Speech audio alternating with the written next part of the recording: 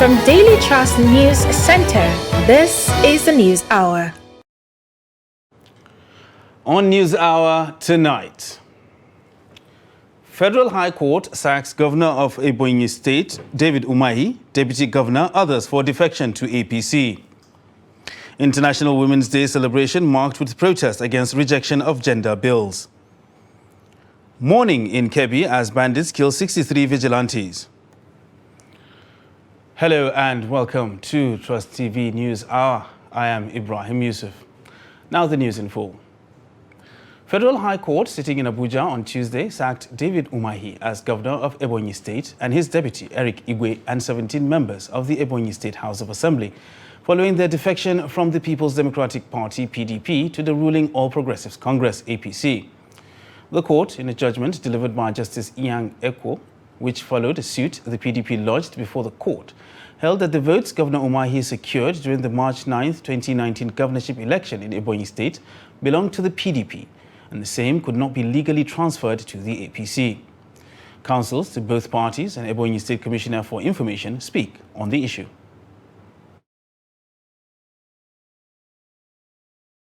Governor or deputy governor. So, is the court making a judgment different from that of the Supreme Court? It is obvious. All the issues we raised were targeted, and that of the plaintiff had abode given this type of judgment. Of course, it goes to no issue. We're certainly going to appeal. I want also to talk to you about the issue of the House. 1091 subparagraph G. It said, and that is the provision of the Constitution, that the House, defection is handled in the House. You table it before the Speaker. So, there is no evidence that this matter of defection of the House members were ever tabled before the House of Assembly. That is the provision of the Constitution. No court can go against the provision of the Constitution. The Constitution said you table the House, the defection before the Speaker, and when the Speaker evaluates it, he brings it to the House, and where it is proved, then the person will be denied of his membership. Is that the case here? We made it copious that there was no evidence that this matter was tabled before the House. The court thinking of taking a judicial notice of who is the Speaker was not a matter before the court. So the court cannot, without us addressing it, raise the issue of judicial notice of who is the Speaker. That was not the case of the plaintiff. So I think the pedestal is the Constitution. The Constitution didn't make any provision for defection of a governor. And so, trying to read anything outside the Constitution doesn't help the matter. The Federal High Court did rely on the provisions in the Electoral Act that relates to pre-election and election matters. Even citing the case of Amechi shows that this is a clear case of error in law. Like the Council has said, we are going to challenge this in the Court of Appeal. But let me mention that a court of coordinate jurisdiction, the State High Court, had made a pronouncement on this matter, saying that the Constitution has no provision for defection, or has not made it an offense for the governor to defect from a party to the other. And I'm surprised that the Federal High Court here did not cite any provision of the Constitution. Instead cited provisions of the Electoral Act that have to do with the pre-election and election matters. And I want to say that even our INEC pronouncing winners of an election would say a candidate has won, not a party has won. It would rather say a candidate of the party. So the emphasis is on the candidate. And let me mention that the moment that you have been sworn in, you are no longer a candidate. And so the issues of electoral, the pre-election matters and electoral matters cannot apply. Once you are a governor, you're a governor not for a political party. You're a governor for the state or the nation as it were. So we have a lot of choices. We we are relying on the decision of the Court of Coordinate Jurisdiction. We can also test the veracity of the outcome of the Federal High Court decision today. But I want to tell the people of Ebonyi State that there is no cause for alarm. Some of these permutations, we know where they are coming from, but we are going to ensure that we get to the end of it.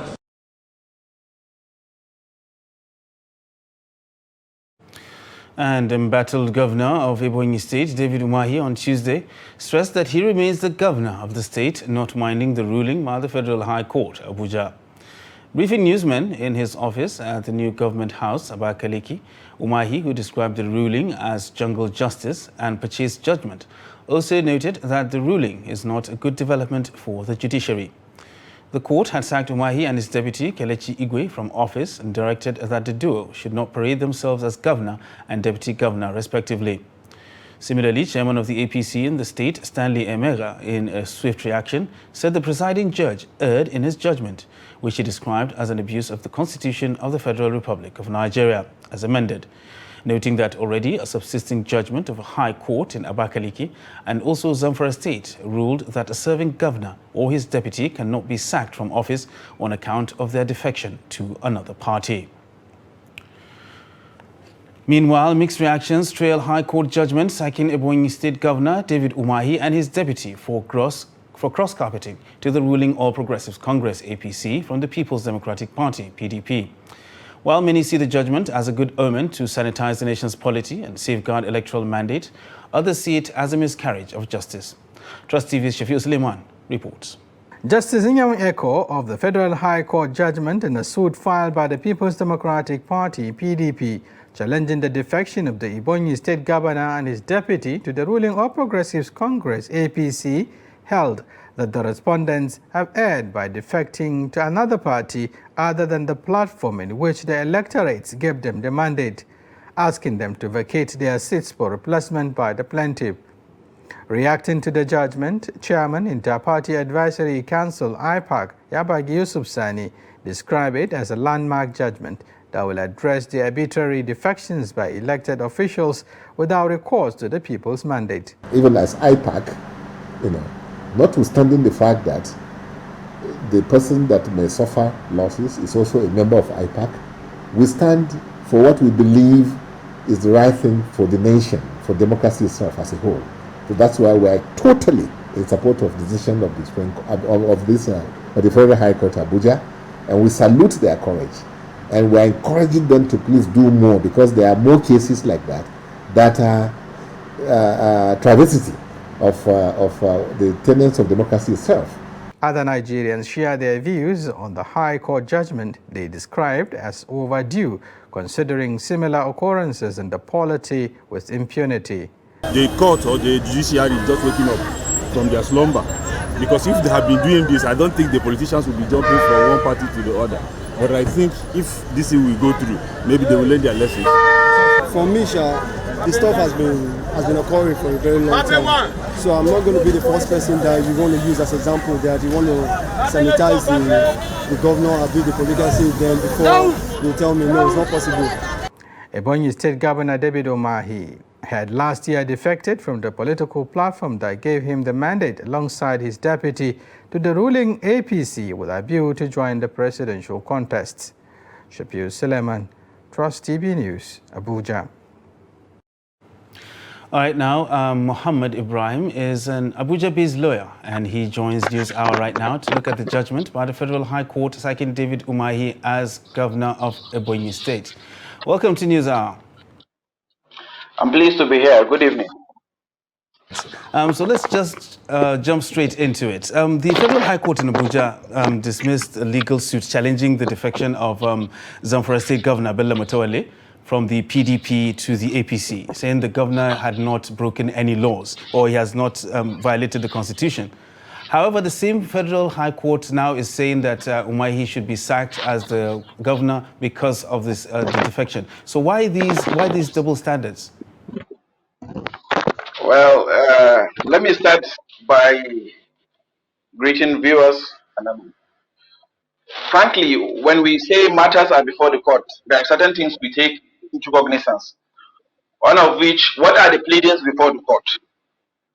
Where, when we say pleadings, we mean what are those issues brought before the court? So when you come to the court, you raise issues and you want the court to determine those issues for you. In the instant case, the case before Justice Yang, the PDP came before the court asking for their mandate, for him to interpret the fact that Governor Umahi defected from the PDP to the All Progressive Congress, while Section 221 of the Constitution was clear that it is only the political party that can cast votes and go into elections. So when it wins, it is that political party that wins the election, not really the individual that goes into the election. So the simple interpretation is that when you leave a political party, is that you leave the mandate. That's the clear interpretation, and that's where Justice Yang is before. And the wisdom behind the reasoning why he gives his judgment. Now, you look at it in this angle. The Supreme Court in plethora of decisions have interpreted that Section 221 in the case of Amechi versus INEC and other cases. And they said it is only the political party that can canvass vote, and where there is winning, it is the political party that takes the vote, not really the individual. Now, looking at the case of Governor Matawale, as the case may be, I was not in the panel or the council that were in the court at that time. But the simple interpretation, I went through what really happened. We can assume the issues before the court was interpretation as to whether situations where a governor will leave office, and to the judgment and wisdom of the judge, Honorable Justice Ali Bokpa, was that he has not really contravened any law. But as the case may be, at the moment, there is a situation, and we must always advance to where we're expected to be. We have to be clear that the provisions of Section 221 is clear. Though I have to warn myself the fact that it has not been exhausted, that the matter will still go and take normal appeal process from the Court of Appeal to the Supreme Court. But the required interpretation and the wisdom where Justice Yang cited is a landmark judgment. This will curtail issues where people will win election based on a mandate of a political party, and if they are influenced by the other party, they will cross carpet and nothing happens. The mandate of the people have been thwarted, and we should look into that critically. And there is need to move forward. Hence the reason why I agree with the judgment of the court.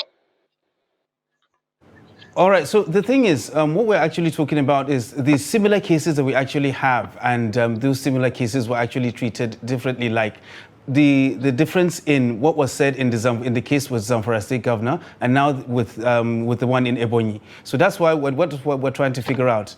How does this happen? Well, just like what I told you earlier, the issues of pleadings will come to be. What is before the court? What were the arguments before the court? The basic argument the PDP came to court before the Federal High Court today was to interpret the fact that where a governor decamped from one party to the other, and he won based on the mandate of that political party, he should declare that he has left the party based on the provisions of Section 221 of the Constitution of the Federal Republic of Nigeria 1999 as amended. There is no conflict. Every judge has a mandate to apply strictly based on stipulations of the law and matters and materials placed before him. The materials placed before Justice Yang, we believe he has really justified his situation based on his own reasoning, and comes to he has the power of interpretation based on the provisions of Section 221 that is clear for him that yes, the mandate of is belongs to the party, and where you decamp, you leave the seat, and the party should maintain the glory. Yes. Some legal practitioners actually trace the beginning of all these problems to back when former Vice President Atiku Abubakar moved from the PDP in 2007, all right, to the now defunct ACN. So what is the explicit provision? That's what we're talking about. Is there any explicit provision or law on defection? All right? Is it explicit about it? No, it's not explicit. One thing about interpretation, the judge will give reasoning based on the materials placed before him. Before now, yes, the case of Atiku Abubakar, when they come to the ACN, he was protected, yes, based on the regulations of the law. But as at that time, one fundamental issue that you should fiercely deal with is what are the regulations, what are the materials placed before the court. We must also, with time predominance situations, deep in situations and give it ordinary meaning. And I tell you, the decision and the wisdom that the section 221 of the Constitution, giving it in normal interpretation, it's clear. The Supreme Court has in so many plethora of decisions, especially in the case of the landmark case of Amentiba versus INEC, said that the vote belongs to the political party. We have no alternative for independent candidate, where a candidate will get a vote for himself, whatsoever he gets it for the political party. So you can decipher on your own that this judgment given by Justice Eko is based on that reasoning.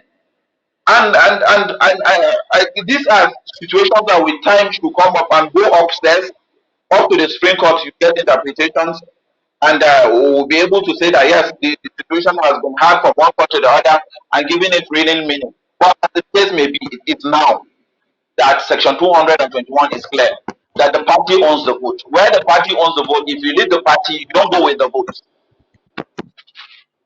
Quickly, before we go right now, in 1 minute, what do you foresee now going forward with these rulings that we're having right now? Well, the situation is left for, as it is now. I got a news recently that PDP has already submitted to INEC a candidate.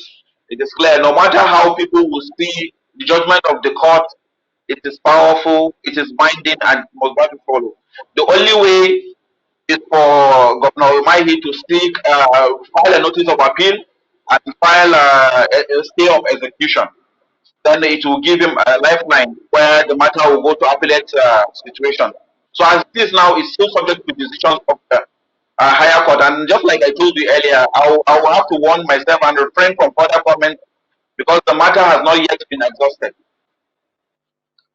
So thank you very much, Mohammed Ibrahim, for coming on News Hour tonight and, of course, sharing your views. It was lovely having you on the program. All right, so moving on to other stories now. Bandits have killed 63 vigilantes, otherwise known as Ensake, in Kebbi State. According to BBC, the tragic incident occurred after the local guards launched an onslaught against the bandits in Zuru Emirate in the wee hours of Monday. The bandits were reportedly said to have hidden on trees along the road leading to their dens and opened fire after the vigilantes were trapped in the middle of their attackers. The Ensake hail from various towns and villages of the emirate. Meanwhile, the authorities are yet to react on the tragic incident. Meanwhile, gunmen killed 2 before abducting a reverend father and 2 others in the early hours of Tuesday at Kudendan in Chikun local government area of Kaduna State. Some residents of the area narrate their experience to Trust TV. The report. According to the residents, the gunmen stormed the community in large numbers, shooting sporadically and panicked the residents. What really happened is only God I can explain more better, because we try to escape ourselves and try to secure our lives. But unfortunately, on the place of running, coming back, we met a man on the floor, and we noticed that he's dead already. So that is what we can really say about what really happened to the man. So because people here, we are just trying to find a way to escape ourselves. The number of people that came to this place, they are, in short, we can't just exaggerate. They are much, and the number of guns we are hearing, we can't count it, because they think that everybody just have to run. It's something that is more than 10, more than 20. So we just have to look for one way or the other to to secure our own lives. Yesterday around, let me say today, around 1:40 like that, we started hearing gunshots everywhere. So, say not be everything where you hear and how you go come out. We will just inside house before this morning. One security man and come and say, we with the house, we don't know anything they happen. See anything they happen, they come Catholic church, come carry Ibrahim father. So tell them keep person, the security man. But them plenty, because my house they near Catholic church. When they work, I say we gonna say them plenty. Maybe like them plenty. Even before my street self, you get one where we say, they can't go away, oh bros. If you hear the sound self, you know if you come out. You just hear, prr, prr. Now wait you just say, you know if you come out. Wait you want carry cutlass, they come out, a be knife. Let the government help us. We need the government. We need their help. Let them come and help us. If not, so we are dying. We are dying. Isiaka Aremu is one of the 2 persons killed by the gunmen. His son, Ibrahim Aremu, speaks on his father's death. So, because of the insecurity purposes, we don't sleep here, so he's the only one sleeping here. So I don't know what happened. I just heard call this morning that he's dead. So I don't really know what happened. I feel bad. Besides, no insecurity, there's no people. Everything was just so sad. This is the church where a reverend father was abducted and his local guard killed by the gunmen, though the church declined to comment on the incident. In this house, a mother and 2 adult children were also abducted. The family members also declined to comment on camera. Meanwhile, Police Public Relations Officer ASP Jalige Mohammed, as at the time of filing this report, is yet to get back to us. And at least 3 people have been killed and over 19 others, including women and children, were abducted in separate attacks in some communities in Jibia and Batsari local governments of Katsina State. Locals say suspected bandits move freely in and around the communities with sophisticated weapons, threatening to kill anyone who informs security agents about their activities. The affected areas are all in Batsari and Jibia local government areas of Katsina State. Abdullahi Amadi has more. The suspected bandits have also sent a letter threatening to attack Kandawa village of Batsari local government area, warning the villagers to leave or risk being killed. Most of the people from the affected communities, especially Kandawa, have since fled for the fear of the attacks. I can recall about 6 to 7 people that remain in Yangaye village out of over 5,000 of us in the village. It is unfortunate that people are left at the mercy of God. We are confused. When Trust Television met with some people who fled their areas to Katsina for the fear of attacks, they say there are insignificant number of people left in some of the affected villages that cannot afford to come to the city or any other place for safety. They say they left people in those affected villages with nothing to eat, mostly disabled and elderly people who are very weak. Yes, he said I kusan da inda yammacin Katsina ne to gaskiya mutane da yawa. The little our people produced in their farms have been exhausted. We have nothing to call our own. You start from Kurmel, Yangaya, Dankar, Kandawa, Sawa. Each of these villages has a population of over 4,000 people. Hardly you get 50 people in each of the villages now. All the rest have fled to various towns and villages.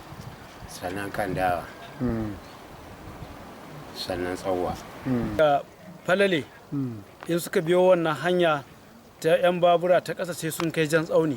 The bandits move freely with dangerous weapons. People live in fears and confusion. The bandits rob people in a broad daylight. They take everything and anything valuable. The villagers have been rendered poor and worthless. God forbid. Haka suka cika ransu babu baka awa ɗaya akalla. Another problem being faced by people of those communities are incessant abductions and assaults. Besides, imposing levies on the already poor villagers by the bandits. The worst part of it is lack of government presence in all the affected communities, and they cried that the bandits have taken over their primary schools, clinics and even courts, as well as police outposts in some cases, forcing their children out of school. Another village affected by the incessant bandits' attack is Gangala of Jibia local government area, where hardly a day passes without recording an attack, kidnapping, especially now that the bandits have rustled all the domestic animals in the area. Alhaji Halilu Buhari, who is the chairman at Dara District Association in Jibia local government area, said their people are forced to pay taxes to bandits and called on the authorities concerned to come to their aid. They have something to do inside their village. Many of them, they are farmers, cattle rearers, and many more. So due to that banditry, make them to transfer or to abolish the area and come back in this town and stay doing nothing. So he said the establishment of the military base in Gangara village will not only end the incessant attacks on Jibia and Batari communities, but also protect the bandits from infiltrating into Katsina and Batagara local government areas. Abdullahi Ismayamadi, Trust Television News, Katsina. And Lagos State Governor Babajide Sanwo-Olu assures killers of Oluwabamiche would be brought to book. Residents of Ayobo are demanding justice for the soul of the victim of the BRT abduction. The report. Some residents of Ayobo community in Alimosho local government area protested at the family house of late Bamiche Ayonwole, allegedly kidnapped inside a BRT bus with her body dumped on Carter Bridge. The residents who carried placards and were chanting justice for Bamiche said they are concerned about the change in statement of the BRT bus driver alleged to have abducted and killed Bamiche. All I want is justice, true justice, and absolute judgment that will not be influenced by high authority. I'm from Ekiti State, so I will want the Ekiti State government to please interfere in this matter through collaboration with Lagos State to conduct a thorough investigation, because I'm nobody and I don't have anybody to help me except God. It's unfortunate this incident happened because she has been trying to reach me for a while. Now, because her phone was faulty and I could hardly hear her whenever she called, until she got a new phone recently. They say they are worried about the body language of the government and the police on the matter.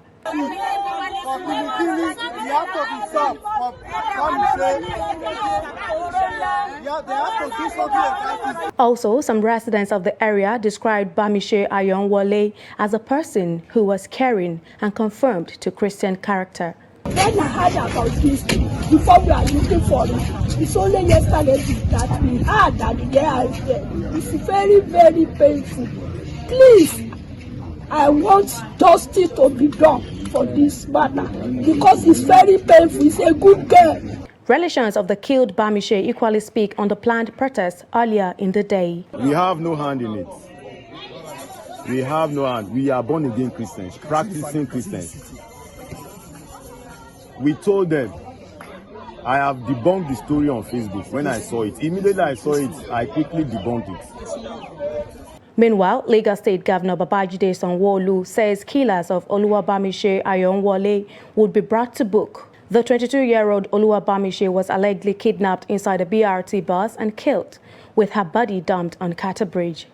The prime suspect, Andrew Nice, who drove the BRT, has been arrested by the Department of State Services and handed over to the police for investigation and prosecution. You're watching Trust TV News Hour. Coming up after the break, another tragedy strikes in Katsina. This and more after the break. Do stay with us. I am a woman. I need a voice. A voice to change the world. Making it a better place. Stand up. Stand up. Stand up. Stand up. Stand up. To secure the future, stand up. As we celebrate this year's International Women's Day, we demand gender equality today for a sustainable tomorrow.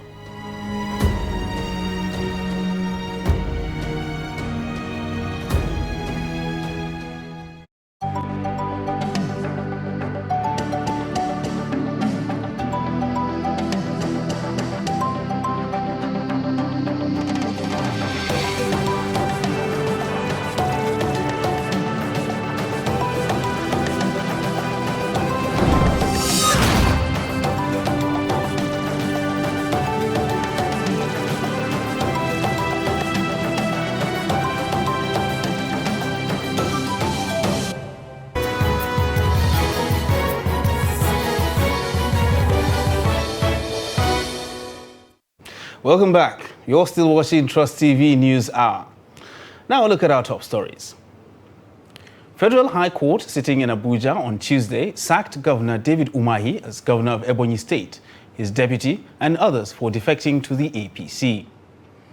And mourning in Kebbi as bandits killed 63 vigilantes, otherwise known as Ensake. And moving on to other news now, Bola Tinubu, a former governor of Lagos State, has written to the All Progressive Congress APC caucus in the House of Representatives, requesting to meet its members next week Wednesday to formally inform them of his presidential ambition. Tinubu, a national leader of the APC who is contesting for the party's presidential ticket for the 2023 elections, made this request in a letter read by Femi Gbajagbiamila, Speaker of the House of Representatives, as it resumes plenary on Tuesday. He stated this and the letter that meeting, which will take place at the Ladikwali Hall of Sheraton Hotel in Abuja, is an opportunity for him to share his vision for the nation with the caucus members and to hear from them.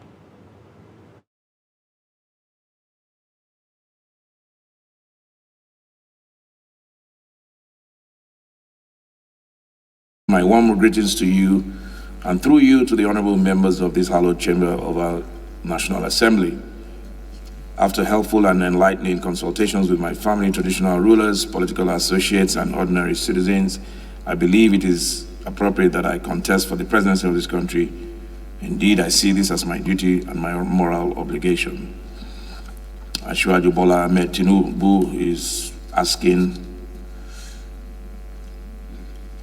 that you grant me the chance to address the honorable members of our party's caucus and sympathizers in the House of Representatives on March 16th, 2022. Meanwhile, the House of Representatives has rescinded its earlier decision on 3 of the gender bills it voted against during the consideration of 68 recommendations during constitutional amendment last week. The Speaker, while making the announcement, said the decision by the House is to give women a sense of belonging, especially coming at this time when the world is celebrating the International Women's Day. The report. Speaker, House of Representatives Femi Gbajagbiamila made the announcement on the floor at plenary after the House had held a brief executive session before start of the day's legislative business. The Speaker said the House decision is born out of quest for equity and for good of nations, particularly coming at this time of the International Women's Day celebration. He assured that the bills will come up again for voting in 4 weeks, adding that if there is a difference in the decision taken by both chambers, there will be harmonization on the bills, since the Constitution under Section 5 allows the Parliament to regulate itself.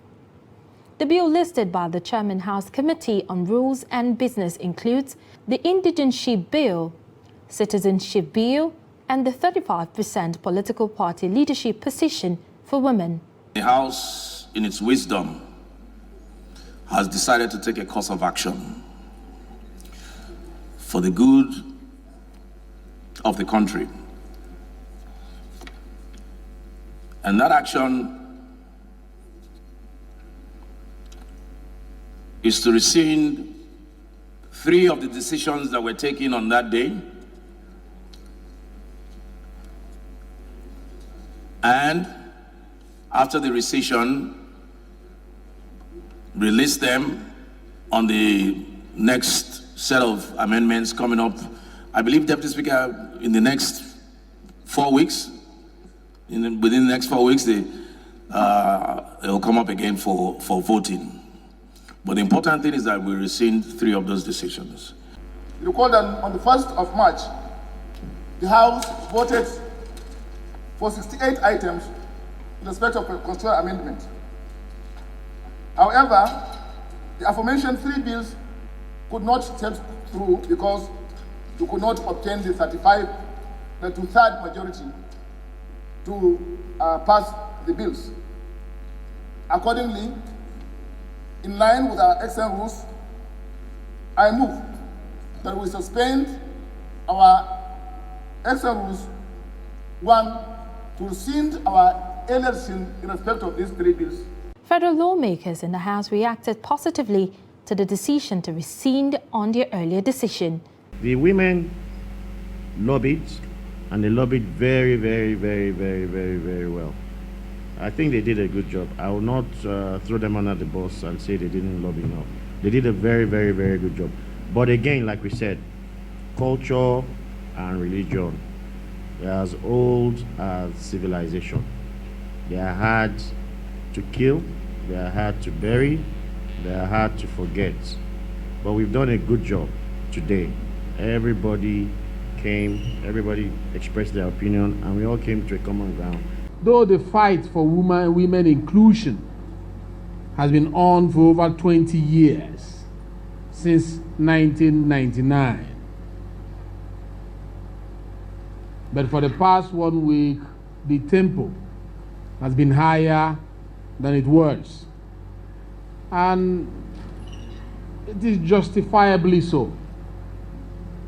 I say so because it's a moment in time for Nigeria to adjust her legal framework towards becoming better than we met it. It will be recalled that different women groups in their large numbers blocked the main entrance to the National Assembly to protest against what they described as injustice against women in the country.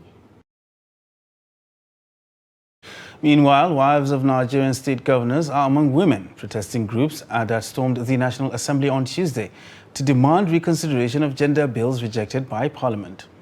The group said they have unanimously decided to vote for only women in the 2023 general election in protest against the rejection.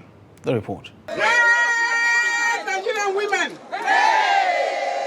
According to the women groups, the male lawmakers do not have their interests at heart. As such, they have vowed to mobilize women in all the 774 local government areas of Nigeria to ensure that women are voted in massively into various positions in the coming 2023 general elections. The message the women are sending to all of you is that you neglect us, you will lose election. From now on, because we, the women, are not just the ones who carry you for 9 months, nurture you, bring you into this world, strengthen you and bring you up and educate you and support you to become human beings. We now support you through your electoral processes. Stand for you. It is the women who campaign the most for the men. As mothers, as wives, as daughters, as sisters of Nigeria, we are here to stand in solidarity with all Nigerian women. This country belongs to all of us. Does it not? Yes. At least 50% of the population of this country is women. We don't want to be marginalized again. We have all that it takes to occupy any position in the country. All we are asking for is give us our 95% affirmative action. Nothing less than that. The women parliamentarians are less than number. The same thing with the Senate. So the question is, who is afraid of the Nigerian woman? As you have heard, we women will sing and dance, we will support, we will stay in the sun and rain, but when it comes to the real thing, we are neglected. Yes, we are women. There's nothing wrong in singing and dancing, but we sing to our own songs and dance to our own tunes, not what they want us to do. Well, the parliament, of course, like you said, is the men's parliament, and they have shown us that they have absolutely no regards for women. They do not respect women. The women of Nigeria are not seen as citizens. They do not care. And it is time for us as women also to begin to go at them where it will hurt them the most, and that's at the polls. Here we are out here, we are protesting, but it's symbolic, right? But we need to go beyond that. We need to ensure that we are putting women into office. Notable women groups present at the rally include International Federation of Women Lawyers, FIDA, Youth Initiatives for Advocacy, Growth and Advancement, Yaga Africa, among others. And Nigerian women say they can contribute in nation building if given the chance by their male counterparts in all strata of human endeavor. The women said this in Bauchi State in commemoration of International Women's Day with the theme Gender Equality Today for a Sustainable Tomorrow. Adam Imam has details. Every 8th of March marked the International Women's Day with a renewed hope that women can do a lot to make the world a better place to be and contribute for a sustainable development that a nation can be proud of. Bauchi Women has organized different events to mark the day, saying they are ready to face any challenges in nation building. Most times the men see us as the weaker vessel, but I don't think so, because we go through more than even many men go through. You see women going through violence, domestic violence, women going through abuse, rape. It's really not easy on us, but I think with the help of each and every one, the men, the government, to be a better place for women. We have a lot to give. We actually have a lot to give if you give us the opportunity to do it.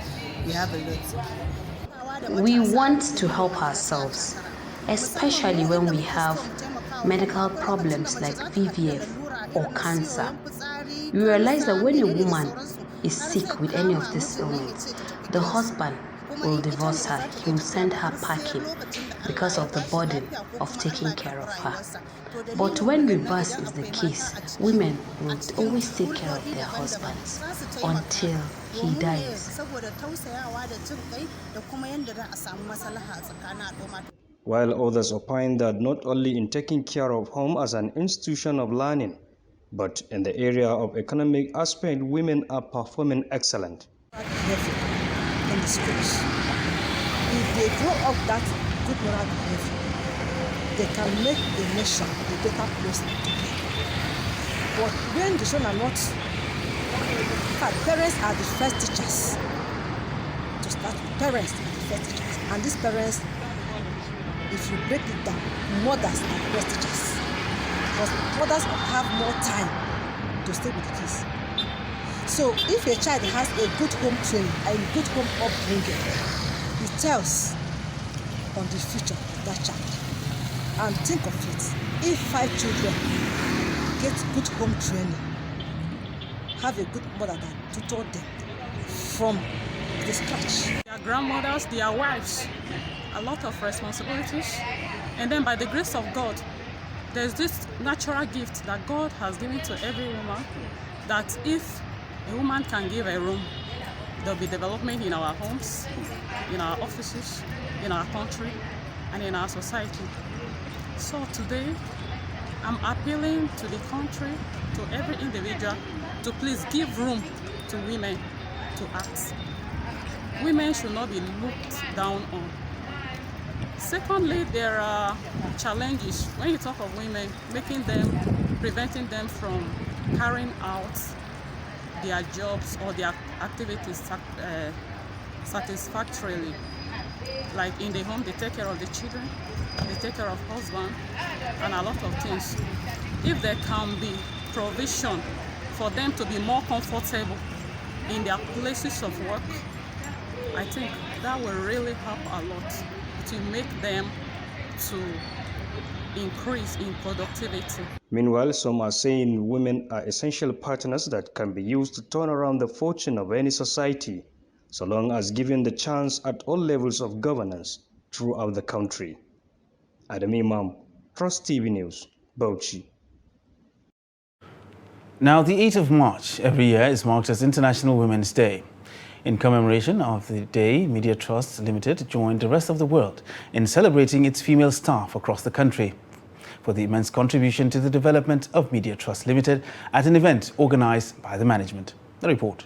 Editor-in-Chief of Daily Trust, Naziru Mikhailu, as he encouraged the women to continue to be resilient as they contribute to the development of the organization and the world at large. I want to use this opportunity to thank the women of Media Trust Limited for being very hardworking, creative, and supportive of all the things that we've been doing.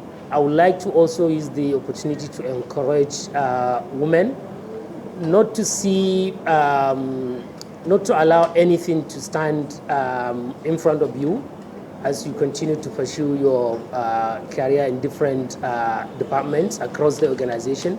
Acting CEO Noura Mamandora said from the theme for this year's celebration, Break the Bias, no form of bias will be allowed to thrive at Media Trust Limited. By the power given to me as the acting CEO, if there's any bias in Media Trust and Trust TV, from now on, I have removed the bias.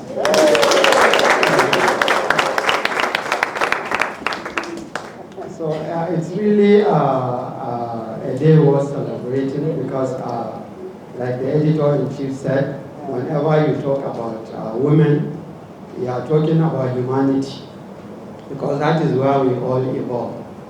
So if you don't respect a woman in the working place, if you go back home, you must give your respect to her, either as a mother or as the owner and guardian of the house. You must show your loyalty. So which means at any given time, I personally do not see the reason for any bias. Responding on behalf of the women, General Manager Human Resources and Management Services Media Trust, Hadiza Bala, said women will continue to be relentless. Beloved sisters, those that are physically here, and everyone that is joining us virtually. I'm not going to go into, a lengthy speech about what the International Women's Day is all about. I'm not going to bore you with that. But what I'm going to talk about is probably just to speak from the heart. And for me, speaking from the heart is appreciating where we are as women. I mean, I'm not even looking at the larger society. I'm looking at what we are as women in our dear company, Media Trust. So whether you are in the Daily Trust, whether you are in the Trust TV, I'm taking this time to appreciate all of us for being who we are in this big and great organization. And the celebration couldn't have ended without cutting of the cake. Martiya Umar, Trust TV News, Abuja. Happy International Women's Day! Residents of Vision FM staff in Katsina, Fikira Abdullahi, has been razed down by fire in the early hours of Monday. The fire destroyed valuables and almost everything in the house. Abdullahi Yamadi visits the scene and now reports. Though no life was lost, money and jewelries as well as properties valued at about 7 million naira were lost to the inferno. The victim, Alhaji Fikira Abdullahi, told Trust Television that the cause of the incident is not yet identified, as there was no electricity or any other source of fire as at the time of the outbreak. Every Muslim must believe in destiny. I took it like that. God knows the best. And I pray that this unfortunate situation will not repeat itself again. God forbid. He said congestion and lack of access road to the house prevented the men and officers of the fire service from arriving early, but Samaritans in the area assisted greatly in stopping the fire from affecting the nearby houses. Alhaji Fikira, however, commended the fire service for their efforts in quenching the inferno in spite of all odds. He said he and his wives, as well as his children, were left with nothing beside the clothes on them.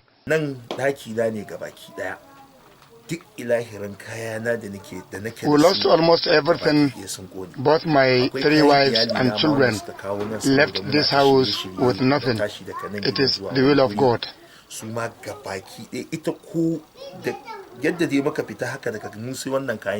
One of his wives, Hajia Rukaya, narrates her ordeal to Trust Television. There is nothing to attribute to the cause of this fire. We were all around, but almost every valuable, including money, jewelries, furniture, to mention but a few, have gone. We thank God for everything and every situation. It could be recalled that fire outbreaks have gutted properties worth billions of naira in Katsina State from January 2021 to date.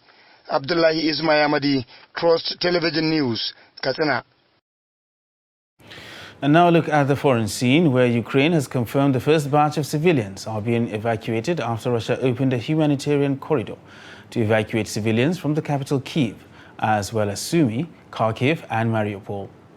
Russia's UN envoy had announced this new ceasefire for Tuesday, saying Ukrainians can choose where they want to be evacuated to. Nebenzia's announcement at the United Nations Security Council on Monday comes after Ukraine rejected an earlier Russian plan that proposed evacuation routes, mostly to Russia and its ally Belarus. Ukrainian President Volodymyr Zelensky earlier accused Russia of reneging on previous escape route agreements and trying to stop people by planting explosives on roads. And now we'll join Adeniyi Ajishafe for sports news.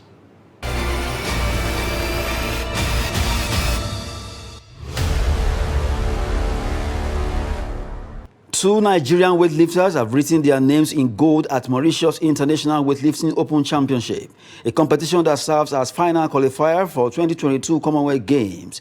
Islamiyat Yusuf and Osijo Mary won gold medals in women's categories. Islamiyat lifted 211 kg in snatch and jerk in 64 kg, while Mary, competing in 87 kg women category, made it the second gold for Team Nigeria, lifting 213 kg in snatch and jerk. Islamiyat also won Best Female Lifter of the championship, while Team Nigeria won third Best Women's Team. Both lifters have qualified for 2022 Commonwealth Games, which we hold in July in Birmingham, England. And in golf, over 200 professional and amateur golfers from Nigeria are in Plateau State for Governor's Cup tournament, which teed off on Monday. Plateau State Governor Simon Lalong, while unveiling the redesigned oldest golf course in Nigeria, Refit 1913, says golf is associated with historical role Miney played in the development and growth of Plateau State, making it a destination for leisure, business, and hospitality. That's Sport News. I am Adeniyi Ajishafe.